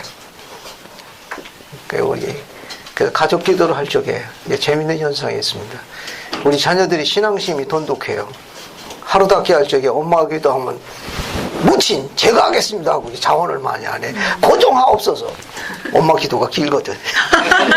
전부 자원해, 전부 자원해. 놀라운 신앙심을 갖고 있다고. 왜 엄마가 하면 집안, 가문, 온 세상 다 축복하고. 그래서 뭐, 우리 늦둥이 딸내미, 가장 어린 딸내미가 기도할 때를 좋아합니다. 기도가 엄청 짧거든. 몇 줄 안 합니다. 제일 기억나는 기도는 뭐냐 하면, 그 늦둥이 딸내미가 스테이크 회장 부부꿈 받고 나가지고 하루 닫기를 하는데, 하늘에 계신 하나님 아버지, 우리 아빠가요, 스테이크 회장 됐어요. 멋진 스테이크 회장 되게 도와주세요. 아멘. 근데 마음이 뭉클하더라고요. 우리 딸아이가 멋진 스테이크 회장이 뭔지는 잘 모르겠지만, 어쨌든 잘하는 뜻으로 보고, 지칠 때, 늦둥이 딸이 하는 기도를 듣고, 다시 힘을 얻고, 다시 앞으로 나아가곤 했습니다. 그게 가족 기도의 힘이에요. 기도가 얼마나 힘이 되는지 아시겠습니까? 그 어린 입에서, 우리 아빠가 스테이크 회장 됐어요. 멋진 스테이크 회장 되게 도와주세요. 들을 때마다 마음이 뭉클합니다. 그래, 딸아이에게 멋진 스테이크 회장 되지. 얼마나 용기와 힘을 주는지 모릅니다. 그것이 우리의 감역원들에게 주는 용기와 희망. 그거는 그냥 보기만 해도 알 수 있습니다. 이해하시겠습니까? 그렇게 하게 되면 지옥문이 우리를 이기지 못합니다. 흑암의 권세가 물리치고 우리의 큰 유익을 축복하시게도 약속하신 거예요. 도움이 되었으면 좋겠습니다. 그래서 인내와 신앙으로 섬기라라는 이유를 갖고 있습니다. 쭉 넘어가가지고 22편 보세요. 22편 1절 보시게 되면 22편 1절 밑에서부터 두 번째 줄 보세요. 이것은 새롭고도 영원한 성약이니 곧 태초부터 있던 것이라. 어떤 성약을 이야기합니까? 침례 성약을 이야기합니다. 침례 성약 혹은 영원한 결혼 전부 다 새롭고도 영원한 결혼 성약이다. 이걸 계시하신 내용이에요. 그 다음에 이제 쭉 넘어가셔가지고 23편은 5사람에게 계시하신 거예요. 자, 23편 1절은 올리버에게 이야기합니다. 올리버. 그 다음에 3절은 하이럼 스미스. 네. 4절은 사무엘 H. 스미스, 막내 동생이에요. 중고고. 5절의 조셉은 조셉 스미스, 선자 조셉 스미스의 부친 조셉 스미스 1세를 이야기하는 거예요. 그렇게 이해하시면 돼요. 그 다음에 6절, 5번째 사람, 조셉 나이트라는 사람입니다. 여기서 두 사람만 설명할게요. 맨 앞에 누가 나와 있습니까? 올리버 카우들에게 맨 마지막 줄에 뭐라고 계시하셨어요? 내가 유혹에 들지 않으면 뭘 조심해라? 교만입니다. 교만. 앞에 보세요. 유인물 다 읽지 않겠습니다. 집에 가셔서 벤슨 회장이 유인물의 교만에 대해서 정리해 놓으신 게 있어요. 집에 가서 꼭 읽고 정리하셔야 됩니다. 절 보세요. 오늘 거 다 읽지 않습니다. 교만이 가지고 있는 몇 가지 독특한 양상이 있습니다. 일반적으로 우리가 교만이라고 그러면 밑에 있는 사람을 억압하거나 무시하거나 통하거나 강제하는 걸 보통 우리가 교만이라고 정의하거든요. 그런데 그거 말고 벤슨 회장님이 이야기한 교만의 다른 형태가 거기 나와 있어요. 절 보세요. 그 중에 하나가 뭐냐면 적대감이랍니다. 하나님에 대해서 대응하고 사랑하는 우리 이웃에 대해서 적대 감정을 갖는 것도 교만의 한 형태라는 거예요. 그 유인물에 있으니까 읽어보시면 돼요. 그러니까 교만은 다양한 형태를 갖고 있는데 벤슨 회장님이 이야기한 주목할 것은 뭐냐면 교만의 다른 형태는 뭐냐? 적대행위. 하나님을 대항하고 사랑하는 우리 이웃들에게 대항하는 거. 또 내면적으로는 가족에게도 대항하고 적대 감정을 갖는 것도 교만의 확장된 다른 형태라는 거예요. 재밌죠? 또 뭐가 있는가 하면 또 교만은 경쟁하는 성질이 있다네. 그러니까 경쟁 심리를 가는 것도 교만의 다른 형태다. 근데 경쟁을 또 누구하고 하느냐? 하나님하고도 한대. 하나님도 내 뜻 따르라는 거지. 하나님도 모르면 나한테 배우라는 고약한 사람들이 있답니다. 실제로 있고 하나님도 물으면 나한테 물어야 됐다네. 그러니까 이 경쟁하는 게 우리만 경쟁하는 게 아니라 하나님하고도 경쟁한다네. 아주 고약한 사람들이 세상에 그게 생각보다 많답니다. 또 누구하고 경쟁하냐? 또 이웃과 또 경쟁하는 거예요. 그렇게 경쟁하는 심리, 그거 뭐냐? 어쨌든 내 뜻을 앞세울 것을 경쟁하는 심리도 교만하는. 그러니까 일단 붙으면 이겨야 돼. 무조건 뭐 어떤 수든 말싸움을 하든 뭐 무조건 이기고 봐야 돼. 그런 것도 교만의 다른 형태라는 거. 또 이기심도 교만의 확장된 형태라는 거. 왜? 손해 보는 건 안 해. 그러니까 교회 다니면서도 다 보는 겁니다. 덕실을 따지는 거예요. 유모인가 뭐다 오성하니까 다 얘기해요. 이것도 뭐냐?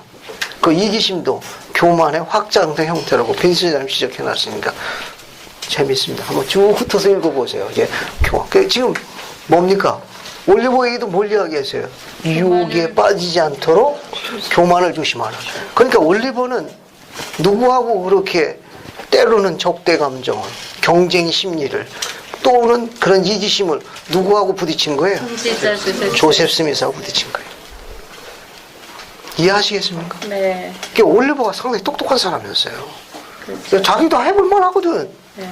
자기도 뭐 어떤 면에서 내가 더 낫고 이런 적대 감정, 경쟁 심리, 이기심 이게 막 섞였습니다. 그 주님께서 교만을 조심하라. 안 그러면 멸류관에 떨어져. 결국 어떻게 했습니까?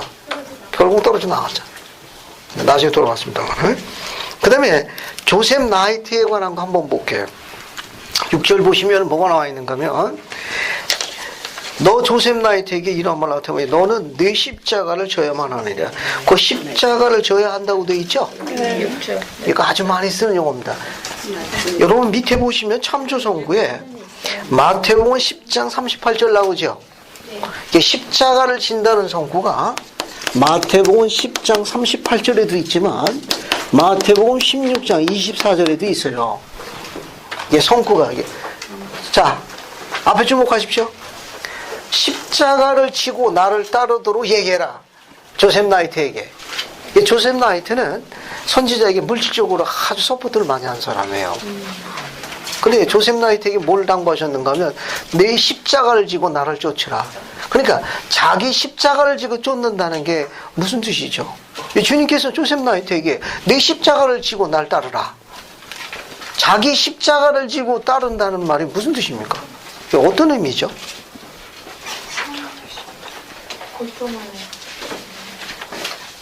다음 시간에 이렇게 질문하면 어떻게 해야 돼요? 뭐라도 이야기해야 돼요. 알겠습니까? 뒤에 영감역 번역을 할게요. 경전 안내서 뒤에 가면 조셉 스미스의 역 마태복음 16장 24절을 찾아보세요. 거기 보면 영감역에 추가된 번역이 있습니다. 뒤에 조셉 스미스 역 뒤에 보세요. 뒤에서 봅시다. 뒤에서 마태복음 16장 24절을 찾아요. 어디 보시는가 하면 321쪽 좌측편 맨 밑에 찾았습니까? 321쪽 거기 보면 마태복음 조성 마태복음 16장 25에서 26 마태복음 16, 24절 비교 찾았어요? 네. 경전 안내서 맨 뒤에 있습니다. 맨 뒤에 거기 경전 안내서 맨 뒤에 나와요.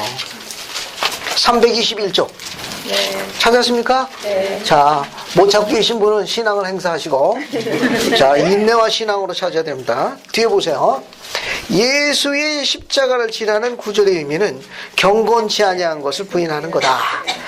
이건 영감역 번역입니다. 우리가 그런 성경에는 25절만 나와요. 근데 영감역에는 26절이 추가됐습니다. 그때 예수께서 자기 제자에게 이르시되 누구든지 나를 따라오려거든 자기를 부인하고 자기 십자가를 지고 나를 따를 것이냐 하시니라. 그리고 이제 사람이 자기 십자가를 진다는 것은 스스로 모든 경건치 아니한 것과 모든 세상 정욕을 부인하고 내 계명을 지키는 것이니라 하시니라. 그러니까 자기 십자가를 진다는 말은 하나님의 것이 아닌 것, 하나님의 것이 아닌 것, 즉 경건하지 않거나 거룩하지 않은 것들을, 이런 것을 어떻게 해야 돼요? 버려야 돼요. 버리는 거. 자기 십자가를 진다는 말이야. 하나님의 것이 아닌 것, 성스럽거나 거룩하지 않은 것, 경건치 않은 건 전부 버려야 돼요. 이걸 버리고 유격적인 거, 이것을 어떻게 합니까? 이것을 극복해야 돼요. 그 다음에 주님의 계명을 지키는 거. 주님의 계명을 지키는 것. 이것을 우리가 경전에서 자기 십자가를 짓는 게 우리 모두에게 다 해놨다는 거예요. 우리 모두에게 하나님의 것이 아닌 거룩하지 아니하는 것, 그건 전부 다 어떻게 합니까? 버려야 돼요. 주목하세요. 우리가 거룩하게 된다는 게 한 문장으로 어떤 의미를 갖는다고 그랬죠? 우리가 거룩하게 된다는 건 한 문장으로, 우리가 거룩하게 되지 않은 것 다 버리라는 거예요. 승화 또 답변할 때 주의할 점이 뭐죠? 출제제 의도에 맞아야 된다고 그래요. 우리가 거룩하게 된다는 건 뭐냐면 가족에게 축복을 전해주거나 남겨주는 상태를 거룩하다고 그래요. 그러니까 거룩하지 않은 걸 버리라는 뜻은 가족에게 축복을 가져다 주거나 남기는 자가 되는 것이 아닌 모든 행위는 뭐라는 겁니까? 갖다 몽땅 다 분리수거하라는 거예요. 집에 쓰레기 끌어안고 계신 분 있습니까? 어때요? 그거 오래 끌어안고 계시면 거하기 쉽지 않을 겁니다. 버려야 돼. 그러니까 우리가 경건치 못한 거에 대한 그 가장 쉬운 표현은 뭐냐면 가족에게 축복을 가져다 주거나 남기는 자로 생활하는 걸 우리가 거룩하게 되었다라고 묘사하는 표현. 그렇지 않은 모든 것들을 뭐 하는 겁니까? 갖다 버리라는 거예요. 갖다 버리라는 거예요. 그러니까 가족에게 그런 기쁨과 축복을 가져다 주는 사람이 되는 것이 주님께서 요구하신 거예요. 자기 십자가를 진다는 말은 뭐냐면 그런 의미를 갖고 있습니다. 뒤에 뭐라고 그랬어요? 육적인 것을 극복하라고 그랬지. 아침부터 해가 넘어갈 때까지 그냥 표현을 이해해줘. 뼈가 빠지게 일을 하고 갔더니 애들에게 지친 또 부인이 뭘 요구해? 구두도 안 벗었는데 여보 베란다 가서 뭡니까? 빨래 갖고 옮기면 아주 다림질까지 하시지. 하고 난 다음에 오늘 무슨 날인지 아시죠? 분리수거 거기까지. 어떻습니까? 유격적인 걸 뭐라고 그랬어요? 대항해야 돼. 극복해야 돼. 한참 그냥 축구 그냥 뭐 국가대표 해가지고 지금 막 결정적인 순간인데 아내가 요구하는 거야. 여보 뭐해요? 뭐하긴 뭐해. 텔레비 보고 있지. 근데 텔레비 본다고 하는 거 물어본 겁니까? 내가 지금 조리하고 있으니까 청아같이 달려와서 조수 역할을 하라 그런 뜻이에요. 그런데 천연스러운 남편, 당신 뭐예요? 텔레비 봐. 텔레비 보는 거 알고 있지. 그 말은 뭡니까? 빠른 동작으로 내게 와가지고 조수 역할을 하라 그런 말입니다. 어떻게 됩니까? 짜증나죠. 왜? 힘써 일했으니까 적어도 텔레비 볼 만한 특권은 인정해줘야 되는데 너무하는 거 아니오? 그렇게 하지 말라는 거예요. 극복하라는 거예요. 왜?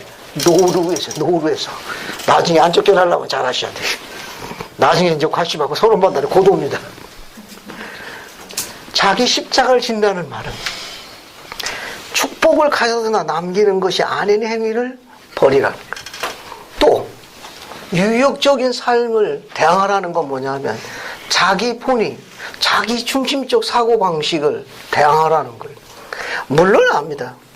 물론 저도 가장이요 남편이기 때문에 당연히 존중받고 그것을 대접받을 특권과 이유를 갖고 있지만 그거는 내 생각이에요. 그건 내 개인 생각, 그건 내 뜻이고 주님은 그 뜻을 얘기 안 하신 거예요. 십자가를 지라고 이야기했으니까 지고 가야 돼. 대표적인 힌트 하나 볼까요? 니파이전서 19장 9절 한번 봅시다. 이거 대표적인 겁니다. 니파이전서 19장 9절 한번 볼게요. 남편과 가장들이 보시면 마음에 드실 거예요. 서은서 형제님 대표를 한번 크게 읽어봐요. 니파이전서 19장 9절. 또 세상은 그들의 죄악으로 인하여 그를 아무것도 아닌 것으로 판단할 것이다. 그리하여 그들이 그를 채찍질하나 그는 이를 참으시며 그들이 그를 치나 그는 이를 참으시리라. 참으로 그들이 그에게 침을 뱉으나 사람의 자녀들을 향한 그의 사랑의 친절과 그의 오래 참으심으로 말미암아 그는 이를 참으시리라. 감사합니다. 선지자는 이것을 이렇게 바꿔 쓰셨습니다. 도움이 됐으면 좋겠어요. 바꿔 쓰겠습니다. 세상은 그들의 죄로 인하여 그를 남편과 아버지를 아무것도 아닌 것으로 판단할 것이라. 그래야 아내와 자녀들이 남편과 아버지를 책찍질하나 그 남편과 아버지는 이를 참으시며 아내와 자녀가 그를 치나 즉 그 남편과 아버지 이를 잘 참으시니라. 참으로 아내와 자녀들이 남편과 아버지에게 침을 뱉으나 아내와 자녀를 향한 그 남편과 아버지의 사랑의 친과 오래 참으심으로 그 남편은 그 아버지는 잘 견디시니라. 마음에 드시죠? 선지자의 말 이거 바꾸지 말라고 그랬어요. 이거 내용 바꾸지 말라고 그랬어요. 저를 보세요. 십자가를 진다는 뜻 이해하시겠습니까? 이렇게 살아가고자 하는 남편과 아버지를 무시할 아내 한 사람도 없어요. 이렇게 살아가고자 애쓰는 아버지를 무시하는 자녀 한 사람도 없습니다. 물론 저항감은 가질 수는 있겠지. 인간이니까. 하지만 적어도 지금 이야기한 이런 십자가를 지고 가는데 그걸 남편이 혼자 지고 가도 바라볼 아내 후기송도 딸가는 한 사람도 없습니다. 그것을 혼자 지고 가도록 방관하는 아들과 딸 후기송도 한 사람도 없어요. 자기 십자가를 지고 간다는 거 이해하시겠어요? 그게 조셉 나이트에게 이야기한 거예요. 너 세상 거 가지고 있다고 그런 거 생각하지 마라. 십자가를 지고 나를 쫓으라. 근데 조셉 나이트가 혼난 게 또 있습니다. 다시 보세요. 그것만 혼난 게 아니고 또 혼난 게 또 있어요. 자, 다시 23편 6절 보세요.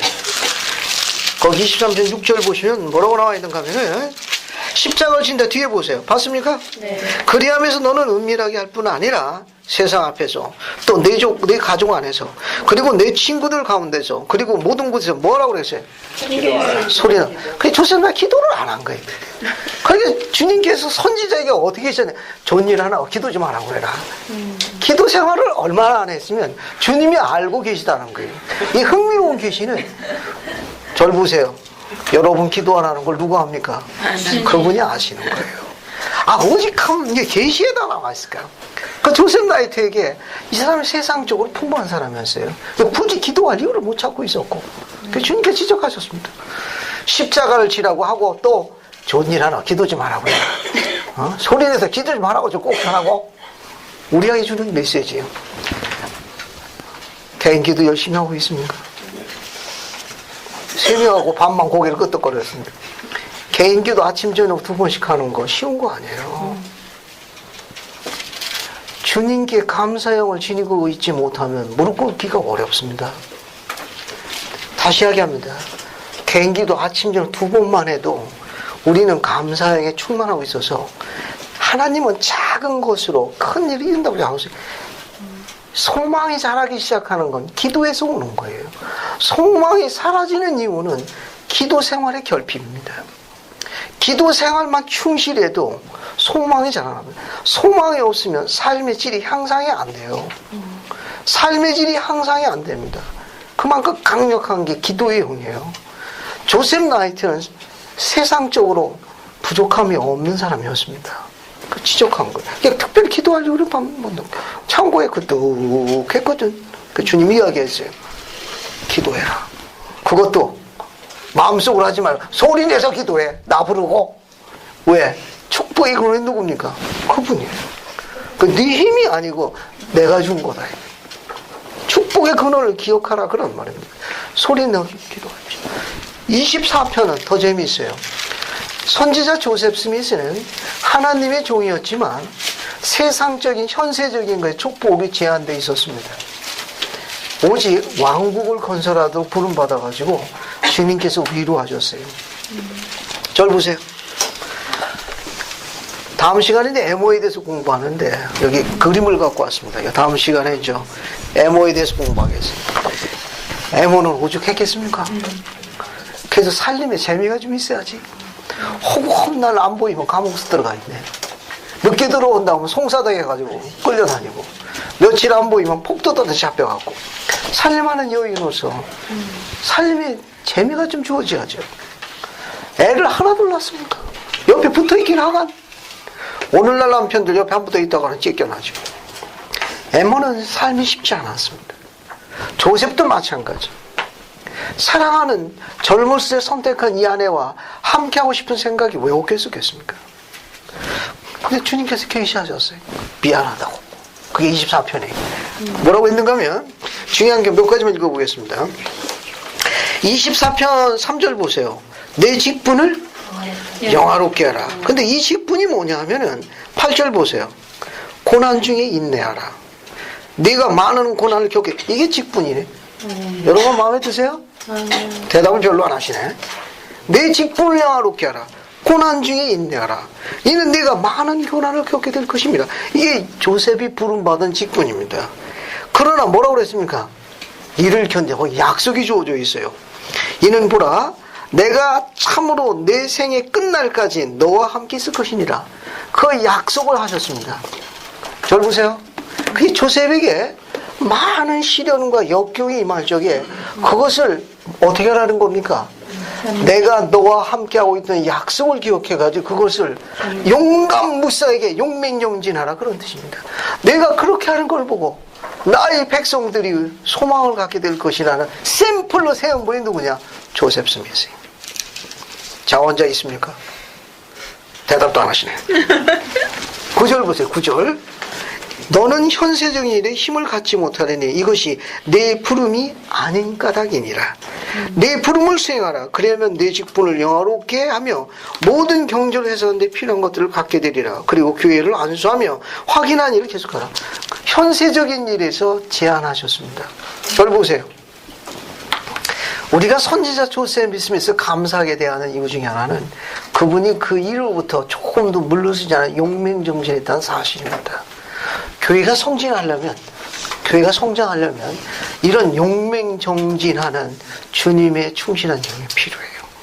그래야 우리가 그들을 보고 우리도 동참하는 거예요. 그걸 뭐라고 그러냐? 순수함이라고. 교회 일하고 여러 가지 봉사하면서도 세상 일도 하면서도 그렇게 용맹정진하는 걸 볼 적에 우리도 뛰어드는 거예요. 무엇 때문에? 그 순수함 때문에. 우리는 그 순수함이 필요합니다. 우리가 그냥 유인물 중에 뭘 보시는가 하면은 선지자 조셉 스미스에 관한 글이 하나 있어요. 선지자 조셉 스미스 유인물 두 가지만 읽겠습니다. 선지자 조셉 스미스는 찾았습니까? 맨 마지막 문단 보세요. 맨 마지막 문단 보시면은 12사도 정원의 마빈주 애시턴 장로는 이렇게 권고했다. 찾았습니까? 네. 자, 지금 읽는 이 내용은 꼭 집에 가셔가지고 옮겨서 적어 놓으세요. 아주 아름다운 인용문입니다. 우리 가운데 어떤 사람도 비극과 고통을 피할 수는 없을 것입니다. 우리는 아마 서로 다른 반항을 보일 것입니다. 그러나 만약 우리가 나 주가 너와 함께하며, 아까 읽은 내용하고 똑같은 거예요.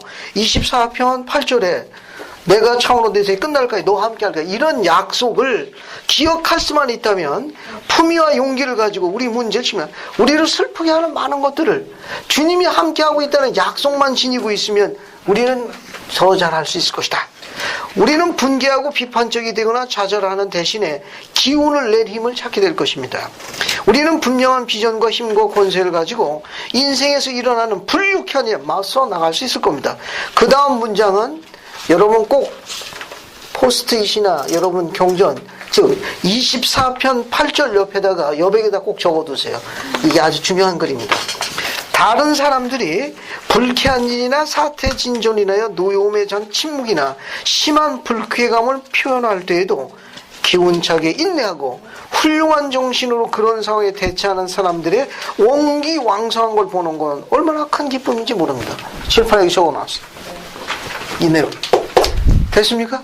우리를 슬프게 하고 불쾌하고 우리를 서글프게 하는 많은 것들을 주님의 약속을 기억해가지고 기운차게 인내하고 훌륭한 용맹정진하는 것으로 열심히 살아가는 모습을 보면 우리는 어떻습니까? 얼마나 우리 큰 기쁨이 되고 위로가 돼요. 그렇게 살아가라 그런 말입니다. 그저 만날 때마다 불평하고 짜증내고 흉보지 말고 그런 것도 어떻게 하라는 겁니까?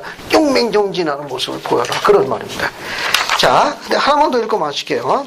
이거 24편의 내용이고 25편은 다음 주에 공부하는데 여인에게 주신 아름다운 계시입니다. 다음 주에 구체적으로 공부하는데 오늘 인용문 하나 읽을게요. 하나님께서 여인에게 주신 가장 중요한 직분 중에 하나가 뭐냐 하면 남편이 뭐 할 적에 25편 5절입니다. 고난 중에 있을 적에 어떻게 온유한 심령과 위안하는 말로 위로하는 게 여인이 받은 직분 중에 제일 큰 직분은 이 직분이에요. 절 보세요. 이거 정리할 테니까. 이 앞에 내용 보게 되면 다음 주 설명합니다만은 에모 스미스가 조셉에게 불평을 했습니다.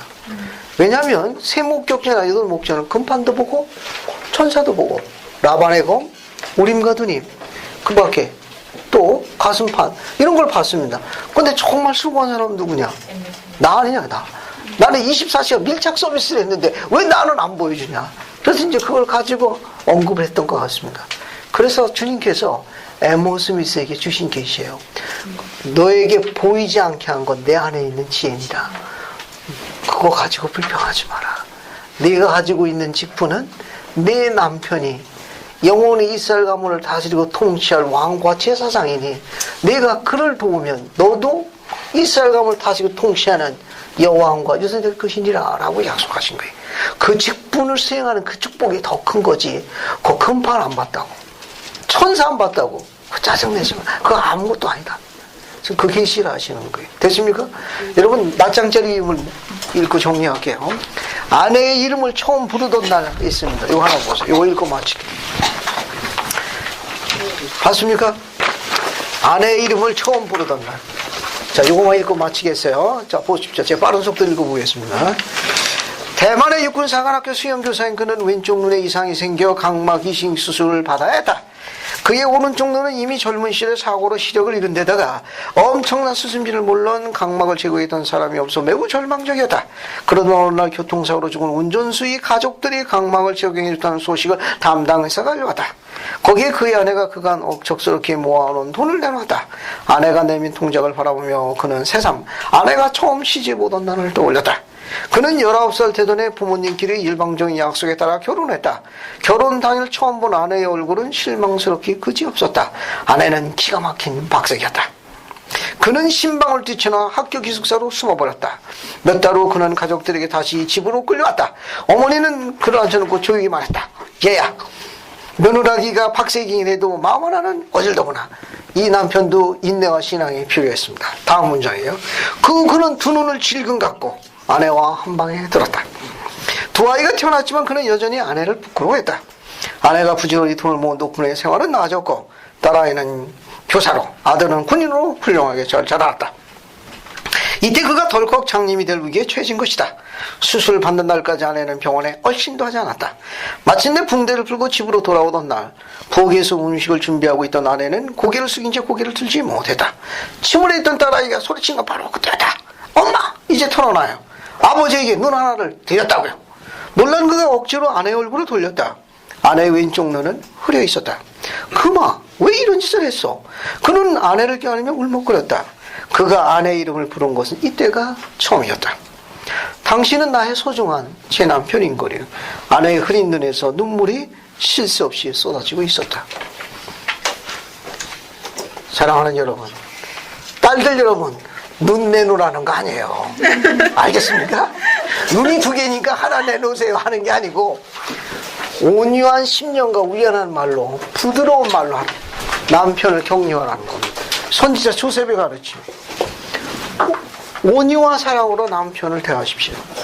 남편이 근심 걱정과 어려움으로 곤란을 겪을 때 아내가 투정이나 말다투면 미소를 보여줄 수만 있다면, 그리고 남편이 그 부드러움을 느낄 수만 있다면 그의 마음은 진정이 되고 그의 기분은 달래지고 용기와 희망을 갖게 될 겁니다. 아내의 제일 거룩한 직분입니다. 남편을 시들게 할 수도 있고 소싱시킬 수 있는 건 아내의 부드러움이. 주님은 여인의 거친 것을 화내십니다. 절 보세요. 주님을 화나게 하시지 마십시오.